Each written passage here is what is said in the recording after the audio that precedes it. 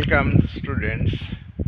আজ আমি আলোচনা করব ক্লাস 11-এর ইতিহাস বিষয়ের প্রাচীনকালে অর্থনীতিতে দাস ব্যবস্থার গুরুত্ব সম্পর্কে। আমি গ্রিসের দাস ব্যবস্থা সম্পর্কে, রোমের দাস ব্যবস্থা সম্পর্কে বিস্তারিতভাবে আলাদা আলাদা ভিডিওতে আলোচনা করেছি। আজকে আমি প্রাচীনকালে প্রাচীন সভ্যতাতে গ্রিসের সভ্যতা, প্রাচীনকালের সভ্যতা, রোমের প্রাচীনকালের সভ্যতা, মিশরের প্রাচীনকালের সভ্যতা এবং প্রাচীন ভারতীয় সভ্যতাতে দাস প্রথা অর্থনীতিতে কতটা গুরুত্বপূর্ণ ছিল সেই বিষয়টি নিয়ে আলোচনা করছি। তোমরা কথা জানো, সুদূর অতীতকাল থেকে, সুদূর প্রাচীন কাল থেকে বিশ্বে বিভিন্ন দেশে দাস ব্যবস্থা ছিল, দাস প্রথা ছিল। সমাজ বিকাশের প্রথম যে স্তর, সেই স্তরটি হলো আদিম সাম্যবাদী সমাজ। আদিম সাম্যবাদী সমাজে দাস প্রথার অস্তিত্ব ছিল না, কারণ আদিম সাম্যবাদী সমাজে সম্পত্তির উপর ব্যক্তিগত মালিকানা ছিল না, কোনো শ্রেণীর উদ্ভব হয়নি।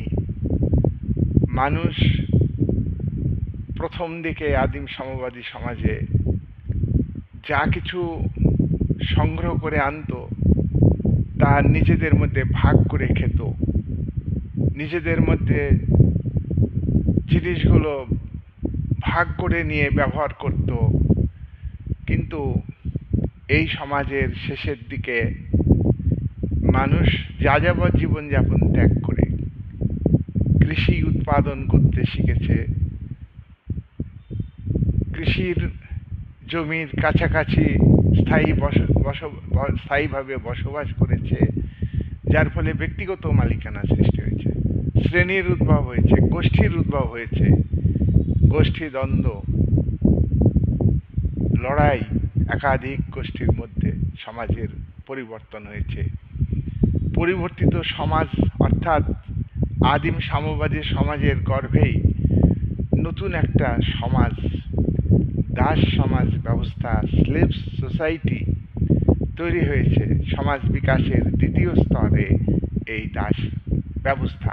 এই দাস ব্যবস্থাতে পৃথিবীর অধিকাংশ প্রায় দেশেই এই দাস ব্যবস্থার অস্তিত্ব ছিল এবং এটা প্রথম শ্রেণীভিত্তিক সমাজ ব্যবস্থা, প্রথম শোষণ ভিত্তিক সমাজ ব্যবস্থা। তাই দাস সমাজ ব্যবস্থাতেই কিছু জমির মালিক, অর্থাৎ জমিগুলো মুষ্টিমেয় ব্যক্তির হাতে কেন্দ্রীভূত হয়, আর সেই জমির মালিকেরাই তাদের অধীনে বহু মানুষকে খাটিয়ে নিত। জমির মালিকের অধীন বহু মানুষ কাজ করত, তাদের উপর মালিকরা শোষণ অত্যাচার করত, তাদেরকে বিক্রি করে দিত, মালিকানা চেঞ্জ হতো দাসদের। এইভাবে দাস প্রথার উদ্ভব ঘটে। যারা মালিকের অধীন কাজ করত, বসবাস করত, মালিকের বাঁচা মরা নির্ভর করত মালিকের উপর, এদের বলা হয় দাস। আর এই দাসরা মালিকের অধীন থাকবে, মালিকের অত্যাচার সহ্য করবে, মালিক তাদের দৈহিক নির্যাতন করবে, মানসিক নির্যাতন করবে, মালিক বিক্রি করবে, প্রয়োজনে মালিক তাদের হত্যা করত। এইটাকে মেনে নিয়েছে বংশ পরম্পরায়। এই যে প্রথা, এই প্রথাকে বলা হয় দাস প্রথা।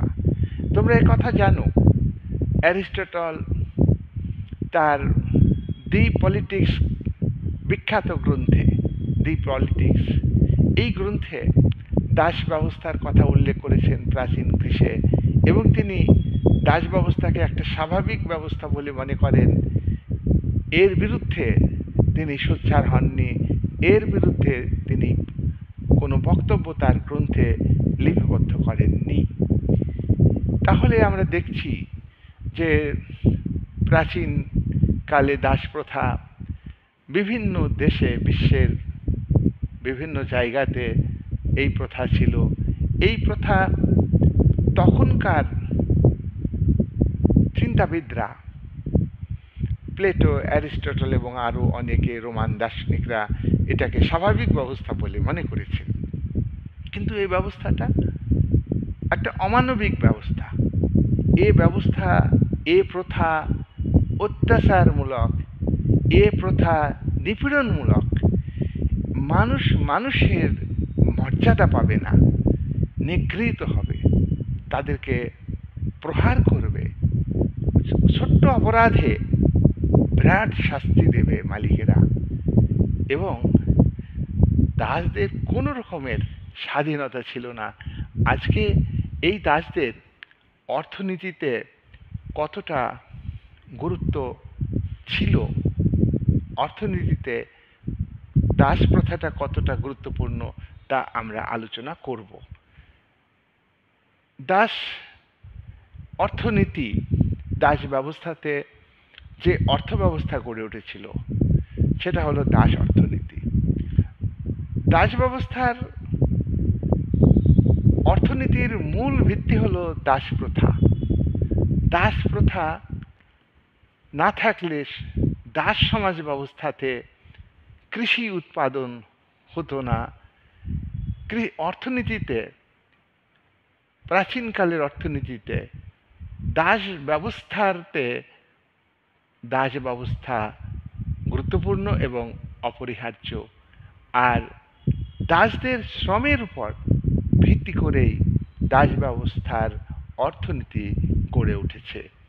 তাই আমরা একটা বলবো যে প্রাচীনকালে বিভিন্ন দেশে, আমরা উল্লেখ করব আজকের ভিডিওতে, যে গ্রীসের দাস সমাজ ব্যবস্থাতে দাসদের অর্থনীতিতে কতটা ভূমিকা ছিল, রোমান সাম্রাজ্যে দাসদের, দাস অর্থনীতি, দাসরা অর্থনীতিতে কত গুরুত্বপূর্ণ ছিল মিশরের ক্ষেত্রে এবং প্রাচীন ভারতের ক্ষেত্রে, তা আমরা আলোচনা করব। দাস ব্যবস্থাতে দাসত্ব, দাসত্ব একটা প্রতিষ্ঠান। দাসত্বটা কি? দাসরা মালিকের অধীন কাজ করতে বাধ্য। দাসরা মালিকের অত্যাচার, নির্যাতন মেনে নিতে বাধ্য। তারা কোনো মতেই দাস মালিকদের, অর্থাৎ মাস্টার বা প্রভুদের হাত থেকে তারা বাঁচতে পারবে না। দাসত্ব একটা প্রতিষ্ঠান, একটা প্রাতিষ্ঠানিক হিসাবে স্বীকৃতি লাভ করে। প্রাচীনকালে দাস অর্থনীতিতে শ্রমমূলক সেবা, দাসরা শ্রমমূলক সেবা দিত, শ্রমমূলক সেবা দিত দাস প্রভুদের। শ্রমভিত্তিক উৎপাদন, দাস ব্যবস্থার যে অর্থনীতি সেটা ছিল শ্রমভিত্তিক। দাসরা শ্রম করলেই তোমার উৎপাদন হতো। কৃষি উৎপাদন, শিল্পে, শিল্পজাত দ্রব্য, খনিজ পদার্থে, শিল্পে ব্যবহার করে উৎপাদন। উৎপাদক শ্রেণী, দাসরা ছিল উৎপাদক শ্রেণী, কিন্তু দাস মালিকরা, মাস্টার, দাস জমির মালিক, তারা কিন্তু উৎপাদক ছিল না। আর উৎপাদন সম্পর্ক দাস ব্যবস্থাকে কেন্দ্র করে গড়ে উঠেছে। তাহলে দাস ব্যবস্থাতে শ্রমভিত্তিক উৎপাদন, উৎপাদক এবং উৎপাদন সম্পর্ক। উৎপাদন শ্রমভিত্তিক মানে শ্রম ছাড়া, দৈহিক পরিশ্রম ছাড়া উৎপাদন হবে না, কৃষি উৎপাদন হবে না।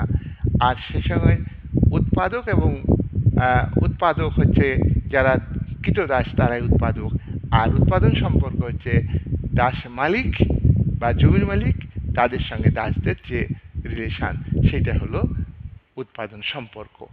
এটা গড়ে ওঠে দাস ব্যবস্থাকে কেন্দ্র করে। আমরা লক্ষ্য করব প্রাচীনকালে, প্রাচীন গ্রিসে দাস ব্যবস্থা ছিল, রোমান সাম্রাজ্যে বা রোমান যুগে দাস ব্যবস্থা ছিল, তারপর মিশরে, প্রাচীনকালে মিশরে অর্থনীতিতে দাসদের উৎপাদনমূলক কাজ গুরুত্বপূর্ণ ছিল, এবং প্রাচীন ভারতবর্ষেও দাসত্ব প্রথা ছিল, এবং দাসত্ব প্রথা এটা কিন্তু এই কটা দেশে আমরা লক্ষ্য করব, এবং আরও অনেক দেশে এটা ছিল।